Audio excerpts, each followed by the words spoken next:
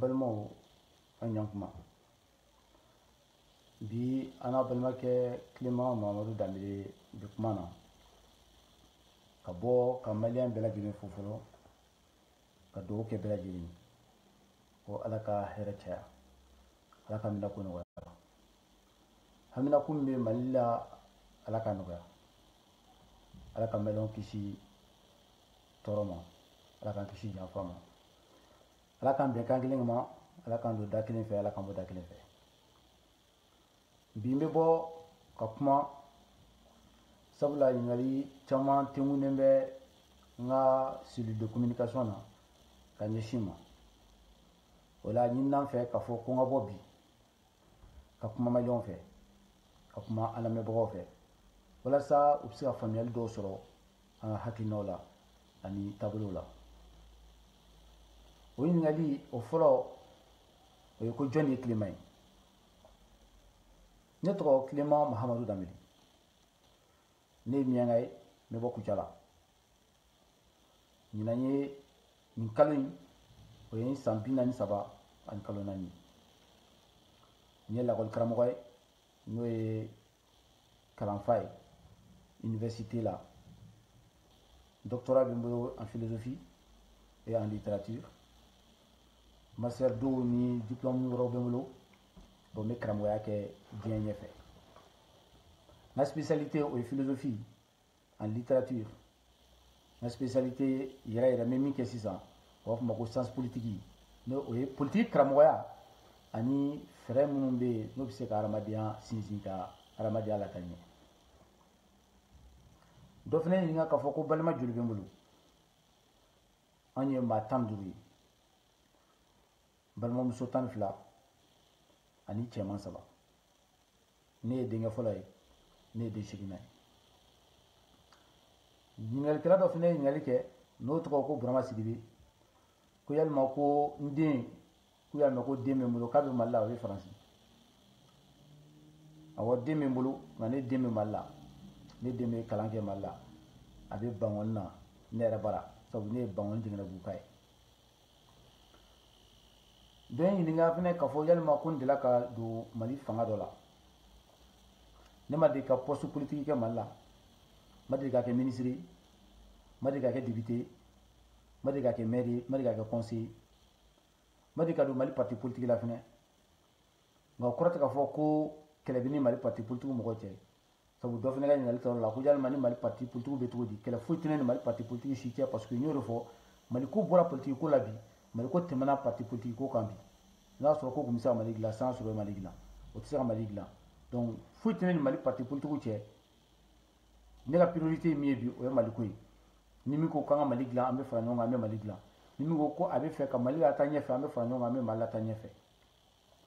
nka ne ka baara tɛ k'a fɔ ko n'o ye politique ye ne ka baara tɛ politique ye ne ye lakɔli karamɔgɔ de ye ne dahirimɛ bɛ lakɔli karamɔgɔya de la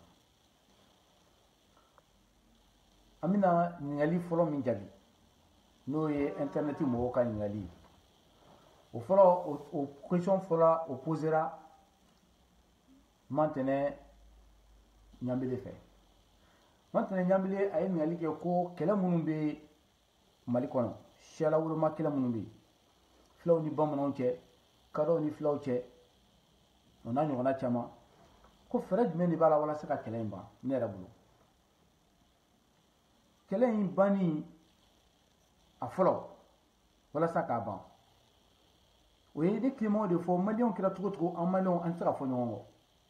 an maliyɛnw kɛra cogo cogo an maliyɛnw f'an ka bɛnkan kelen kan an maliyɛnw an kɛra cogo cogo an ye fasoden kelen de an si tɛ taga Mali to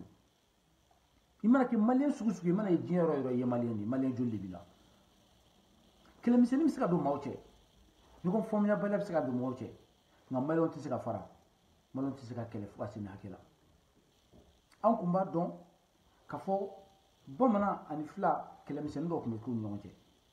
an b'a dɔn fɛnɛ k'a fɔ ni kɛlɛ kɛra sinankunya b'a ban sigikafɔ b'a ban ɲɔgɔn faamuya b'a ban nka sisan k'a kɛ marifa de bɛ ta ka ɲɔgɔn faga sisan k'a kɛ k'a fɔ kɛlɛ de bɛ kɛ k'a fɔ nin y'an ka dugukolo ye kɛlɛ bɛ kɛ k'a fɔ nin y'an ka dugu ye an tɛ nin siya in fɛ an tɛ nin siya fɛ o ye kosɔnna ko ye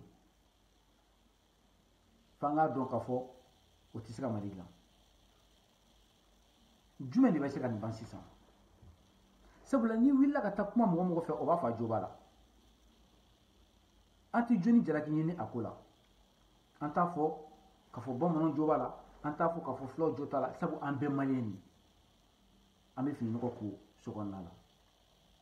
ne bɛ solution fɔlɔ min proposer o ye joona joona an ka projet kɔnɔna la an bɛ n'o de don a b'an ka projet kɔnɔna la ɲina o ye ka zone de pâturage de créer Mali dugu bɛɛ la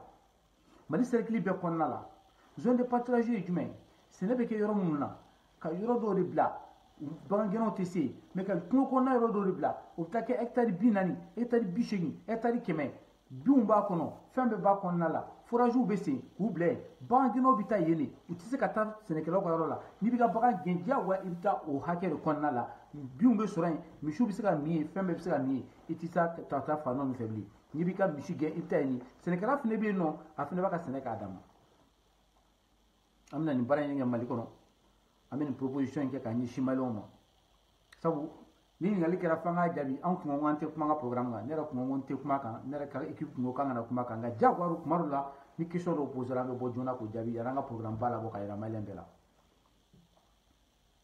o la an ka programme kɔnɔna la an bɛna o zone de pâturage k'o dayɛlɛ Mali fan bɛɛ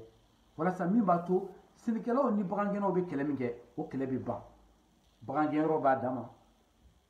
foragew b'a kɔnɔ jiw b'a kɔnɔ digiw b'a kɔnɔ yen binw b'a kɔnɔ sɛnɛkɛlaw fana ka yɔrɔ bɛ yen nɔ sɛnɛ bɛ kɛ yen bagan tɛ gɛn yen o kɔfɛ bi n'i ko ko ka kɛlɛ ban min ye siyaw ni ɲɔgɔn cɛ kɛlɛ ye u b'a fɔ o ma la territorialisation ethnique a bɛ ban sariya de kɔnɔna fɛnɛ na ni sariya sigira mɔgɔninfinw ni ɲɔgɔn cɛ sariya ka labato n'a fɔra sisan ko sɛnɛkɛla ko o mana bin bagan marala kan n'a fɔra ko bagan marala mana bin sɛnɛkɛla n'a taara tribunal la ko ni min ka wari cayara jo de bɛ di o ma ni min ka bɔta cayara jo de bɛ di o ma balawu tɛ ban ce qu'on appelle la justice an bɛna sariya de bila sariya ka boli a bolicogo la ni min jo t'a la o jo t'a la ni min jo b'a la fɛnɛ o jo b'a la o la kɛlɛ bɛ ban donc an bɛna fɛɛrɛ de kɛ min b'a to sɛnɛkɛlaw ka yɔrɔ hakɛ bagan maralaw ka hakɛ mɔgɔ mɔgɔ bɛ Mali kɔnɔ fo bɛɛ ka hakɛ de ka labato mɔgɔ mɔgɔ bɛ Mali kɔnɔ fo bɛɛ ka hakɛ de ka bila sariya kan donc o la an bɛna réforme de kɛ n'o ye justice ta fanfɛla lajɛ tant que sariya ma labato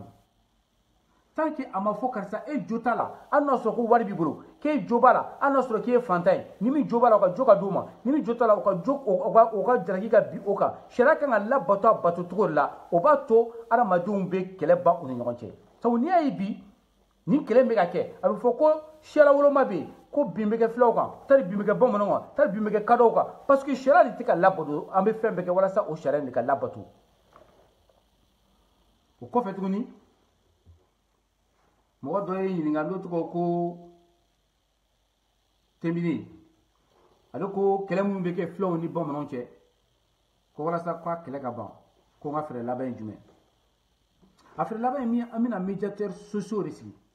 o médiateurs sociaux ka baara bɛ kɛ jumɛn olu bɛna bila dugutigiw de kɛrɛfɛ dugu dugu bɛ yen nɔ i b'a sɔrɔ mɔgɔ dɔ bɛ o lamɛnnen don dugu dugu bɛ yen i b'a sɔrɔ mɔgɔ dɔ b'u ni ɲɔgɔn cɛ olu bɛ se ka fɔ ka bɛn kɛ a bɛ se ka kɛ ɲamakala ye a bɛ se ka kɛ numu ye a bɛ se ka kɛ mɔgɔ hali a bɛ se ka kɛ hɔrɔn ye a bɛ se ka kɛ maa sugu bɛɛ ye o mɔgɔw an b'o ɲini ka sɔrɔ k'olu sigi olu bɛ kɛ jamana ka lasigidenw ye dugutigiw kɛrɛfɛ ni kɛlɛ bɛna wuli olu de bɛ kɔn ka kɛlɛ ban ni mɔgɔ bɛna fɔ ɲɔgɔn kɔ olu de bɛ kɔn ka taa kumaw fɛ walasa ka kɛlɛ ban u b'a fɔ o ma ko médiateurs sociaux ani musaka dɔɔni bɛ ta k'a d'u ma walasa kɛlɛ min bɛ kɛ mɔgɔ ni ɲɔgɔn cɛ kɛlɛ min bɛ kɛ siya wolomakɛlaw ni ɲɔgɔn cɛ o bɛ ban donc n bɛ segin kuma kan question fɔlɔ ni o ye maa minnu bɛ yen nɔ n'i bɛ bagan gɛn an bɛna yɔrɔ dɔ aménager bagan gɛnnaw bɛ taa u ka bagan gɛnyɔrɔ la sɛnɛkɛlaw bɛ to ka sɛnɛkɛyɔrɔ la u tɛ ɲagami ɲɔgɔn na bilen fulakɛ ka misi tɛ taa bamanankɛ ka foro kɔnɔ bilen bamanankɛ yɛrɛ fana tɛ taa sɛnɛ kɛ fulakɛ ka misi gɛnyɔrɔ la o kɔfɛ tuguni an bɛna min sigi o ye justice ye la réforme de la justice u b'a jira k'a fɔ maa min bɛ yen nɔ ni bin kɛr'i kan i ka jo bɛ d'i ma tiɲɛnikɛla o bɛ jalaki o ye diyagoya de ye waritigiya tɛ a to bilen ko mɔgɔ bɛ kiri da jɛ la fantanya to bilen fantanya t'a to bilen ko kiri bɛ dagoya mɔgɔ la a sabanan o ye ka médiateurs sociaux sigi Mali fan bɛɛ min b'a to kɛlɛ minnu bɛ yen u bɛ se ka kɔn k'o kɛlɛ ban ka kuma mɔgɔninfinw ni ɲɔgɔn cɛ n'o b'a to ni bamanankɛ ni fulakɛ bɛna kɛlɛ olu bɛ wuli ka taa kɛlɛ ban ka sɔrɔ a ma se tribunal la ni surakakɛ o ni marakakɛ bɛna kɛlɛ u bɛ kɔn ka taa kɛlɛ ban ka sɔrɔ a ma se tribunal la a ma se ɲɔgɔn bugɔ ma a ma se ɲɔgɔn faga ma an bɛn'o sigi Mali fan bɛɛ. Question wɛrɛ posera n kun n'o ye Umar Temine ale ko Mali kalanko ani Mali baarako ko fɛɛrɛ jumɛn bɛ yen walasa ka kalan ani baara ka se k'u lase ɲɔgɔn ma. San o san diplôme ba 12 de bɛ di Mali université la. Bɛɛ b'a dɔn Mali kɔnɔ n'i y'i den dɔ école la n'a tilala kalan na k'a tɛ baara sɔrɔ. Bɛɛ b'a dɔn Mali kɔnɔ ko n'i den taara école la a bɛ taa kalan min kɛ n'a tilala a tɛ baara sɔrɔ. O de kama an bɛ réforme kɛ éducation na. N'i bɛ fɛ mɔgɔw ka baara sɔrɔ jamana kɔnɔ jamana mɔgɔw bɛ baarakɛda minnu na jamana mɔgɔw bɛ baara minnu na jamana bɛ ka taabolo min kan f'i k'o de jateminɛ ka sɔrɔ ka mɔgɔw former ka bɛn o de ma. Formation bɛ kɛ en anticipation mɔgɔ tɛ former parce que k'an mago b'a la bi mɔgɔ bɛ former parce que an b'a dɔn k'an mago bɛna se a ma de. O kama domaine damadɔni bɛ yen an ka proposition bɛ lase o ma. A domaine fɔlɔ o ye u b'a fɔ min ma ko le domaine agropastoral n'o o ye sɛnɛ ani bagan mara ye. F'an k'a jira mɔgɔw la k'a fɔ sɛnɛ o kun tɛ dɔrɔn k'a fɔ k'i bɛ daba dɔrɔn ta ka t'i biri. Sɛnɛ a bɛna kɛ jumɛn ye a bɛna kɛ k'a fɔ sɛnɛ bɛ kɛ cogo di bagan mara bɛ kɛ cogo di sɛnɛkɛfɛnw bɛ yɛlɛma cogo di n'o ye transformation des produits agricoles. N'i ye tamati ta sisan i b'a sɔrɔ nafa bɛ tamati kisɛ la i bɛ taa sɔrɔ nafa bɛ tamati fara la tamati den nafa b'a la tamati bɛ se ka kɛ yɛlɛma ka kɛ fɛn suguya 5 6 ɲɔgɔnna de ala bɛ se ka kɛ jus min bɛ min donc an b'o cakɛdaw de dayɛlɛ k'a jira mɔgɔw la k'a fɔ n'i kɛra sɛnɛkɛla ye sɛnɛkɛla dɔrɔn tɛ k'a fɔ i bɛ daba ta ka t'i biri o kɔfɛ tuguni ka sɛnɛkɛlaw dɛmɛ min b'a to nafa bɛ don sɛnɛ la sabu an b'a dɔn bi kɔngɔ min bɛ Mali sɛnɛkɛlaw la a tɛ baarakɛbali la juru min bɛ Mali sɛnɛkɛlaw la a tɛ baarakɛbali la donc an bɛ fɛɛrɛ kɛ min b'a to sɛnɛkɛlaw nafa bɛ don a la sɛnɛkɛlaw bɛ se ka lafiya u bɛ se ka retraite sɔrɔ u bɛ se ka assurance maladie sɔrɔ n'i bɛ sɛnɛ kɛ fana i bɛ se k'i yɛrɛ balo k'i ka denbaya balo i bɛ se ka bɔ nɔgɔ la. A filanan o ye domaine du bâtiment ye an bɛna Mali denmisɛnninw orienté ka taa ye kosɛbɛ sabu jamana mɔgɔw b'o la bi aw bɛɛ b'a dɔn k'a fɔ n'i mago bɛ plombier la i bɛ mɛn k'a ɲini hali Bamakɔ burusi kɔnɔna tɛ hali Bamakɔ bɛɛ b'a dɔn k'a fɔ n'i mago bɛ maçon ɲɛnama na bi baara de b'i bolo bɛɛ b'a dɔn bi maçon minnu bɛ yen a caman bɛ yen nɔ u ma former yɛrɛ bɛɛ b'a dɔn bi n'i mago bɛ électricien ɲuman na baara b'i bolo n'i mago bɛ toiturekɛla ɲuman na ko problème tɛ min na baara b'i bolo an bɛna denmisɛnninw caman former o domaine na n'o ye o domaine o fɔlɔ o ye bâtiment domaine ye bâtiment ye jumɛn n'o ye so jɔcogo a peinture carrelage dala plomberie électricité toiture o n'a ɲɔgɔnna caman il faut k'an ka denmisɛnninw caman former o de la o de b'a to fɛnɛ nafa bɛ se ka don baara la o de b'a to mɔgɔ bɛ se ka baara sɔrɔ duyan yanni an ka taa denmisɛnw former socio anthropologie sans juridique géographie sans de l'éducation ne m'a fɔ o kalanw ma ɲi dɛ nka bi in kɔni na ka taa mɔgɔ 1000 2000 5000 former a domaine na o ye ka chômeurs de former l'université du Mali fabrique des chômeurs et pour pallier à ces problèmes de fabrication des chômeurs, il faut former les gens dans le domaine agropastoral, dans le domaine du bâtiment. La troisième chose, nous savons très bien que nous avons un problème d'énergie. Courant est Mali kono.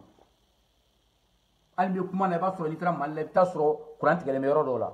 Ibta Mali yoro chama ba so courant reti. Donc wala sa ka courant di Malien be ma. Wala sa Malien bi se ka bara soro. Min ba to nga demisonu bi se ka former kanya. Min b'a to u bɛ se ka siniɲɛsigi baara kɛ min b'a to courant ko bɛ nɔgɔya Mali kɔnɔ o ye ka passer par la transition énergétique. Nous avons le besoin de passer par la transition énergétique. Il faut que notre énergie soit propre, ce qu'on appelle les énergies renouvelables. Et ça, nous avons besoin de passer par les panneaux solaires, par l'énergie fossile. Dans notre domaine baara kɛ kuma min na o b'a to mɔgɔ min kan ka panneau dilan o bɛ baara sɔrɔ Mali la. N'a bɛ former kalo 6 kɔnɔna la a bɛ baara sɔrɔ Mali la mɔgɔ min kan ka panneau installer mɔgɔ min kan ka panneau devis kɛ mɔgɔ min kan ka panneau évaluation kɛ mɔgɔ min kan ka panneau entretien kɛ mɔgɔ min kan ka panneau maintenance kɛ mɔgɔ min kan ka panneau recyclage kɛ i bɛ courant di malien bɛɛ lajɛlen ma i bɛ courant di malien bɛɛ lajɛlen ma wa mɔgɔw bɛ baara sɔrɔ denmisɛnw bɛ baara sɔrɔ u formera o ka fisa u ka taa kalan kɛ u tɛ baara sɔrɔ domaine min na o kɔfɛ tuguni aw b'a faamu cogo di k'a fɔ mali ye jamana ye jamana sabanan min bɛ afiriki min bɛ sanu bɔ ka tɛmɛ bɛɛ kan afiriki du sud mana bɔ yen gana bɔ yen mali de ka sanu ka ca ni bɛɛ ta ye nka mali bɛɛ ɔkɔliso tɛ yen min bɛ mɔgɔ dege sanu bɔ la ɔkɔliso ɲɛnama tɛ yen min bɛ mɔgɔ dege sanu bɔ la ɔkɔliso ɲɛnama tɛ yen min bɛ mɔgɔ dege sanu valoriser cogo la ɔkɔliso ɲɛnama tɛ yen min bɛ mɔgɔ dege sanu ɲini cogo la an bɛna denmisɛnw former o domaine na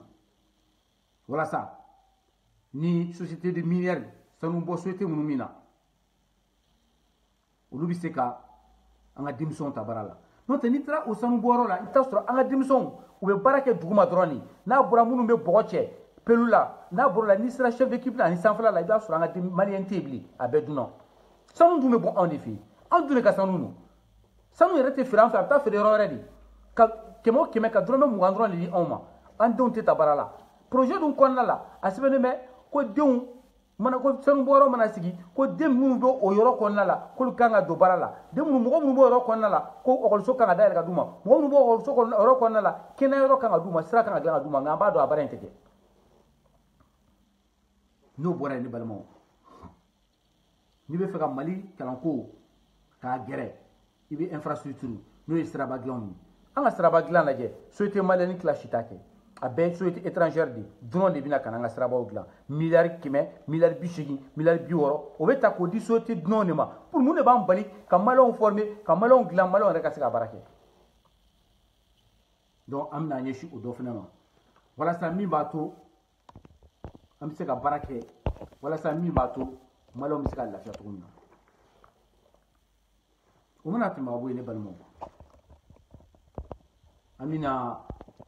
an jija min ye domaine wɛrɛ ye n'o ye ɲininkali dɔ ye n'o ye alu jaba ye ko sentiment jumɛn bɛ ne yɛrɛ la il y a 3 mois des élections ko élection sera ka ban ko n yɛrɛ ka hakilinata ye jumɛn hakilina min bɛ ne kun monsieur Jaba o ye k'a fɔ insécurité bɛ Mali la insécurité bɛ Mali la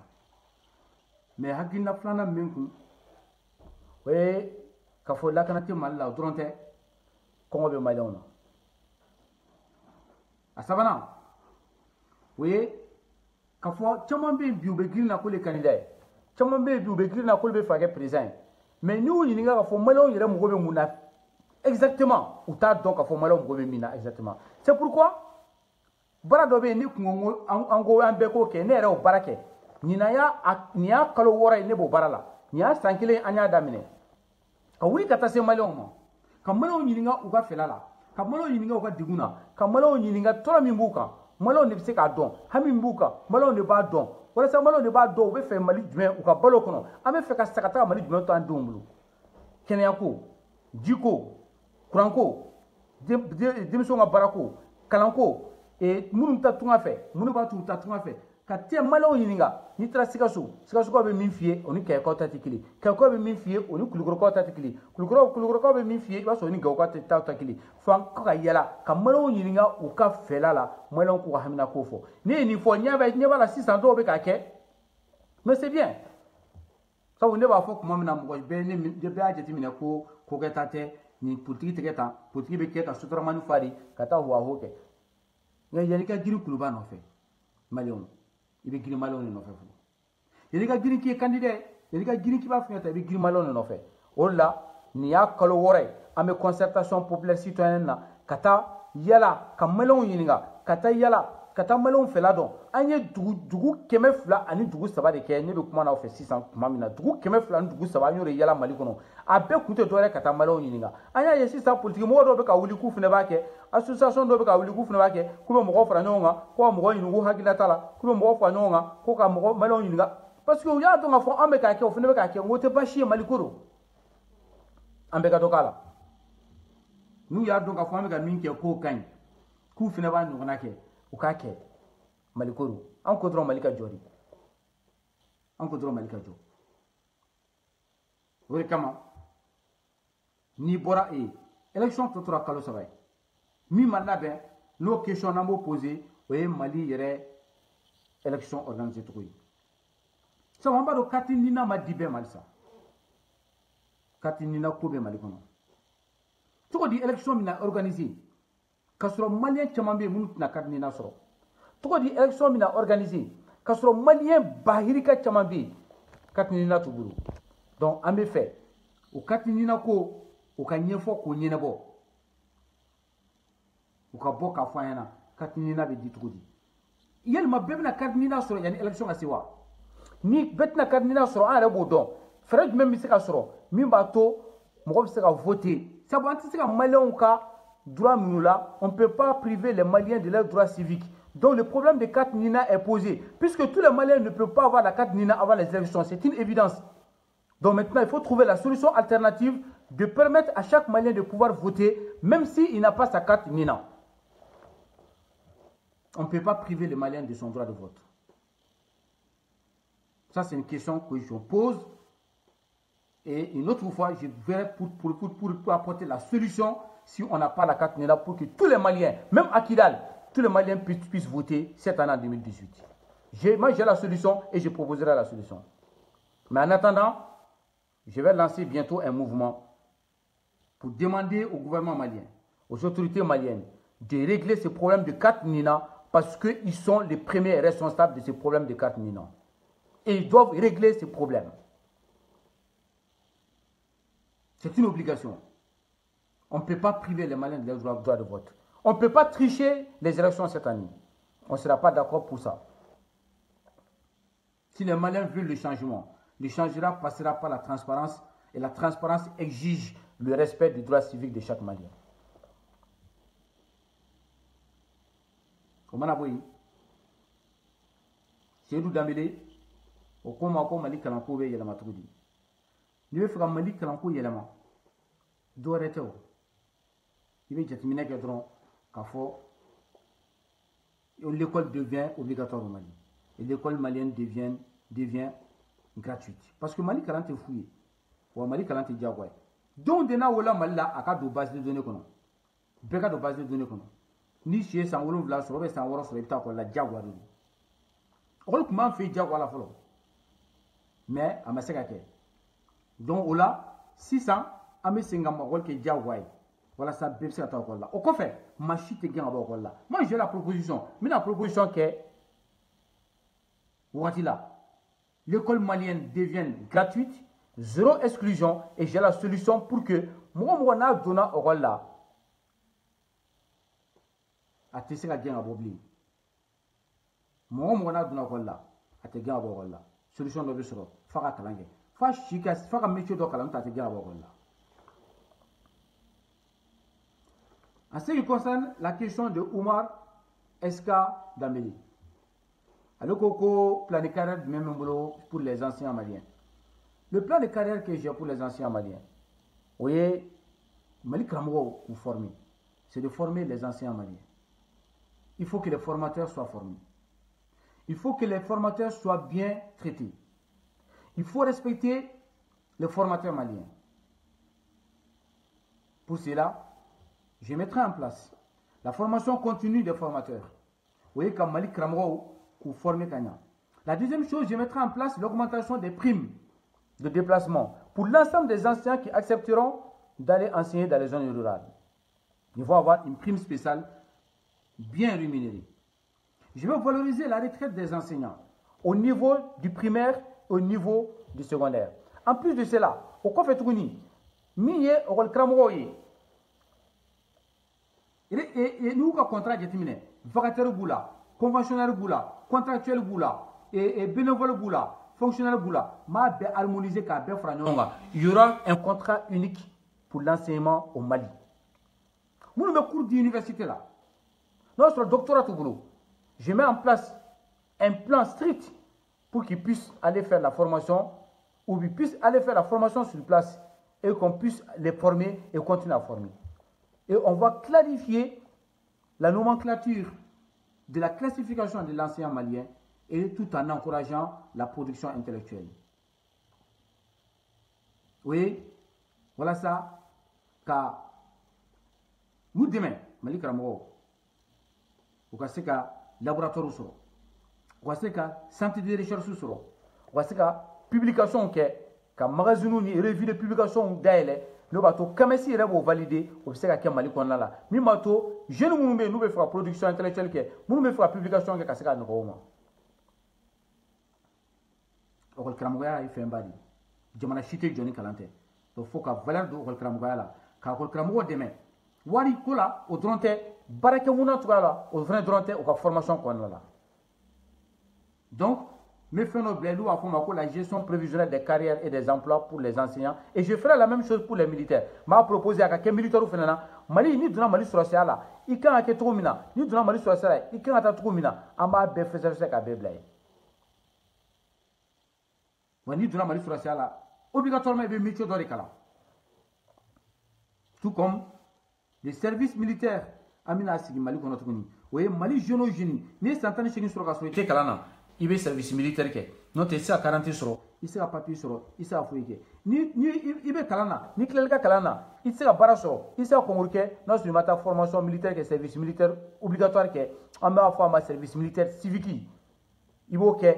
pendant 18 mois pour que il casse Mali femme pour que il casse Mali défendre tout na pour que il casse doit jamana du mekono na fa du jamana là voilà ça casse qui faut fait nous allons mettre ça aussi en place. Machine tika faso fika sur la faso donc machine tika faso fika sur la dalenta faso là donc Mali jeune génie nan sigira avec ta service militaire civique au bab ça il clale ngo kala na ka tosu au bab ça ni clala kala na ikata service ke ikadonga fo armée muye ikadonga fo faso muye ikadonga fo fene jamana jaay jume amo blanc en place au ko fetuni Abdoulaye Bagaga Aboubakar Bagaga. Alors que solution du même voilà ça en deux minutes à tout fait. Voilà ça observe tout Mali. La solution c'est que ça on s'en y a déterminé Office français de l'immigration et de l'intégration. Le cas chiffre 2016. Au Coco 43 à 45% des jeunes Maliens sont candidats à l'immigration. C'est-à-dire que Mali kono dimseni kemo keme binani saba ani binanduru olu be fika tatunga fe ni wuni nga ku tatunga fe mun ba fo ko barati wartu bulu kongo bula to ka to so mo bulu solution bi oui ka baradi dimso ma folo wi a folo wi kongo be mo la ibe ka mi ni to ko soro ori bi bla tuma la tra nte tuma madi malien amadi malien rek abo afaso kono. La priorité aujourd'hui c'est de créer l'emploi pour les jeunes maliens. C'est la première solution. Aux solutions d'où faut le demain, oui, le développement des zones rurales. Il faut doter les zones rurales d'une grande capacité économique et humaine. On veut se remonter. Ni Mali à l'université ta, il va se faire bébé Bamako. Ni bagi sur le bébé Fani Bakoro Kata Bamako.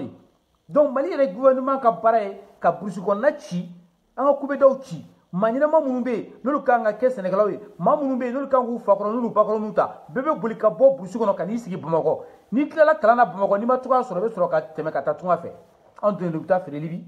en deux l'hôpital Algérie, en deux l'hôpital Kata Doudjila, Kupta Italie, ou bien Espagne, ou bien Saji sans fait. Nous sera Espagne, ou bien Toto, nous sera Italie, tout Marad, Lampedusa, il va faut qu'il y ait ouais, ce qui va faire ça. Dans l'état là, traitement mental parce que vous avez mis Mali kono au mosoro. Vous m'avez mis la jamana kono au mosoro. A follow vous êtes capable de démissionner. Et nous allons tout faire pour créer l'emploi pour les jeunes Maliens. Ou emploi sur le Sénéfé, qu'à barka de Sénéna, qu'à nafa de Sénéna. A Flana, a mis pour énergie renouvelable. A Sabana, nous avons demandé des bâtiments. Jamana teste comme Mota, qu'a faut quoi même Mota Barala, qu'a faut quoi même fonctionnaire. Mais l'État va créer le marché d'emploi. Et l'État va investir, accompagner les privés. Parce que c'est dans le secteur privé qu'on va créer l'emploi. C'est dans le secteur privé qu'on va relancer l'économie. Amina Fembeke, Mimbato, Kéré Barakelo, Mimbato, Djokelo, Mimbato, Niamobatou, ou Psekana Anfe Tromina, Mimbato Fene, ou Pseka la Fia sur Tromina. Nanye, ok, au Baraka Kumomina, à mes économies relancées. L'économie relancée là, marché relancé, ni marché lancé là, Barabe créé, ni Barakir là, d'où on va sabati, nous d'où on va sabati là, Manfou me tout ce là, ni Motourus là, Manfou me diriwa, ni Manfou Yirola, Jamana Yiroa. Donc an ka baara fɔlɔ bɛna k'o de walasa ka se ka Mali jeunes k'u accompagner u ka entreprise créer a kun tɛ k'a fɔ k'u bɛ wuli dɔrɔn ka taa entreprise créer mais a kun ye ka entreprise minnu bɛ créer ka se k'olu accompagner a kun ye fɛnɛ entreprise minnu n'a créer la san 3 kɔnɔna la a ka se ka encadrer walasa mɔgɔ min y'a ka entreprise créer a bɛ se ka nafa sɔrɔ a la. Ça peut aller par la défiscalisation, ça peut aller par le crédit, l'accès au crédit par un fonds de garantie bancaire qu'on va déposer auprès des banques pour faciliter le crédit et que, à condition que dans le dispositif, le jeune qui bénéficie du crédit accepte d'être accompagné par un organisme d'État qui l'encadre. Ce n'est pas cela que nous avons fait. Nous avons fait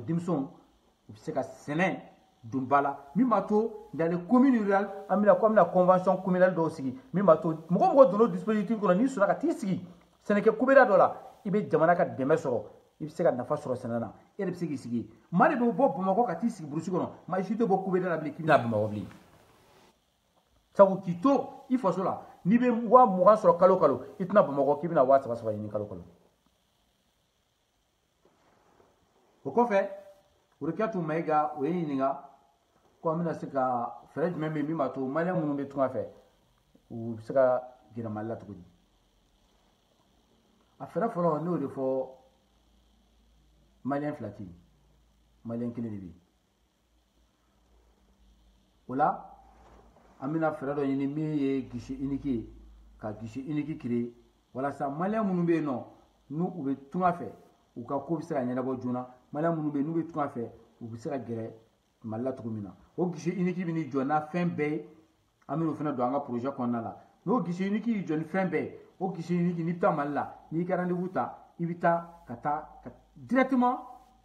katika ko nyina bo iba rendez-vous ta kamini tunga fait ni sira malala ibika ko bebe nyina bo ka so ma boli ma fuike le fait investissement que on va garantir les malins de l'extérieur pour leur investissement au Mali. On va garantir l'ensemble des malins de l'intérieur, de l'extérieur, pour qu'ils puissent retourner au Mali, puisqu'ils puissent s'investir au Mali, puisqu'ils puissent apporter la contribution au Mali. Voilà. Nanyo ni baran ke kaban. O ba to malin munu bitu ma fe o jabe farian o be singata malla. Sabu Mali ti jo o lu fina ko. Sabu malin munu bitu ma fe fanga do ngafo ko u ya espérance do resoro. U ye ko do yu nyena u ba e kafo o bara munu no kanga ke o saki Mali kono. Donc o malien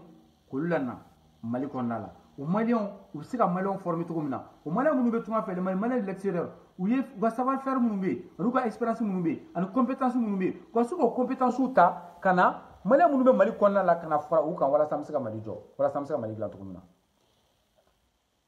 Mali be jotini. Mali be glantini. O ko fe tuguni doyen ninga kafoko no ye to ko hawa togo. Aye question posée au kun kafoko hakilina jumɛn bɛ fɛ Arasbat ka ko la. Bɛɛ bɛ Arasbat dɔn, c'est un chroniqueur malien. Hakilina min bɛ ne kun Arasbat ka ko la o ye ni mɔgɔ min bɛ ko min kɛ Mali ko la n'o b'a to ko an hakili bɛ se ka dayɛlɛ, n'o b'a to mɔgɔ bɛ se ka faamuyali kɛ, o kan ka dɛmɛ a ka baara kɛ. Ne bɛ nin kuma in fɔ k'a taa n ka segin, bɛɛ n'i ka kɛlɛ kɛcogo don, bɛɛ n'i ka kɛlɛ kɛcogo don. N'an bɛ se ka dɛmɛ min lase min ma a ka kɛlɛ kɔnɔna la, n'u bɛ se ka Mali lata ɲɛfɛ an k'o dɛmɛ walasa Mali ka taa ɲɛfɛ. Sabula Arasbat ye ko dɔ kɛ Mali kɔnɔ, maa si kɔni tun ma deli k'o kɛ. Ne bɛ segin kɔ dɔɔni Mali ko la f'an ka ɲɔgɔn faamu.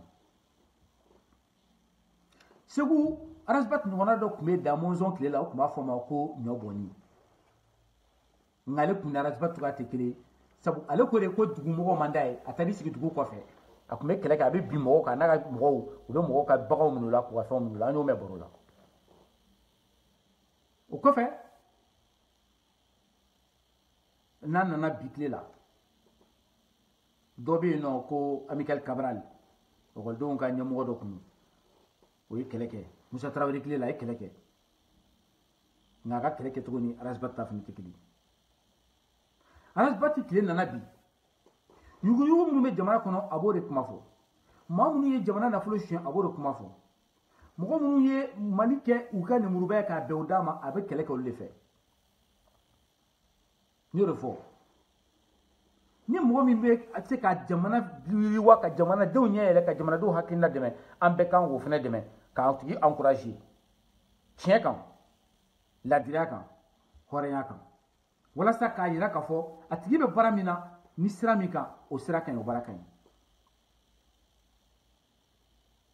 mɔgɔ tɔgɔ fɔ man di ne yɛrɛ ye c'est très rare que ne ka mɔgɔ tɔgɔ fɔ mais komi ɲininkali cayara ko hakilinata jumɛn bɛ Aras-Bat ko la hakilina min bɛ ne fɛ Aras-Bat ko la o ye a bɛ ka baara min kɛ jamana kɔnɔ a bɛ ka kuma min fɔ jamanadenw ye ne bɛ ka maliyɛnw hakilina dayɛlɛ ne bɛ ka mɔgɔw fɛngɛ bɛɛ kan ka dɔn k'a fɔ min ye tiɲɛ ye min ye nkalon ye an kan ka ɲɔgɔn dɛmɛ walasa jamana bɛ se ka yiriwa. Mali tɛ se ka to zɔn bolo, Mali tɛ se ka to yuguyugumɔgɔw bolo, Mali tɛ se ka to nkalontigɛlaw bolo, Mali tɛ se ka to namaratɔw bolo minnu ye Mali nafolo suɲɛ minnu ye nkalon tigɛ maliyɛnw ye minnu bɛ ka kiirijugu tigɛ fo mɔgɔ dɔ de ka sɔrɔ min fana b'o fɔ. o kɔfɛ Bintu Kulubali ko différence jumɛn bɛ yen nɔ ne ni Aras-Bat cɛ ko yalima ko an ye terimaya bon maliyɛn bɛɛ terima ye maliyɛn bɛɛ terima mɔgɔ mɔgɔ i bɛ Mali la i b'a sɔrɔ i ni dɔ ka di n bɛ min fɔ dɔrɔn Aras-Bat b'a ka baara kɛ il fait sa lutte. Mali kɔnɔ an bɛɛ bɛ ɲɔgɔn dafa de Mali kɔnɔ an bɛɛ bɛ ɲɔgɔn dafa dɔ bɛ baara dɔ kɛ ka dan yɔrɔ dɔ la dɔ fana b'a ta yɔrɔ la ka taa ɲɛfɛ an bɛ ɲɔgɔn dafa an bɛ se o de la ka fɔ Mali kɔnɔ Aras-Bat bɛ baara min na ni bɛɛ kun wulila ka nin baara in k'a mɛnna san kun b'a sɔrɔ caman kɛra ko la nka i b'a sɔrɔ mɔgɔ wɛrɛ fana bɛ baara sugu dɔ kɛ minnu ni Aras-Bat ta tɛ kelen ye o mɔgɔ caman bɛ Mali la an k'a lajɛ an bɛɛ ka fara ɲɔgɔn kan walasa an bɛ taa ɲɛfɛ. Adama Kante ko Aras-Bat ka meeting na Suisse k'a ye n tɔgɔ fɔ ko mɔgɔ kan ka voter ne de bon n y'a kuma mɛn ma meeting suit en direct mais n y'a kuma mɛn a fɔra n yɛrɛ ɲɛna an bɛ foli kɛ ka Aras-Bat yɛrɛ fo la a ka hakilina ɲuman na n'a ko mɔgɔ kan ka voter Clément de en 2018 an bɛ a fo o la ni mɔgɔ tɛ ja bɛɛ ye mɔgɔ tɛ bɛɛ bonya fɛnɛ donc n'a ye ne bonya o la ne yɛrɛ b'a ka bonya sigi a ma k'a fɔ a merci beaucoup merci pour son travail patriotique je le remercie pour son geste patriotique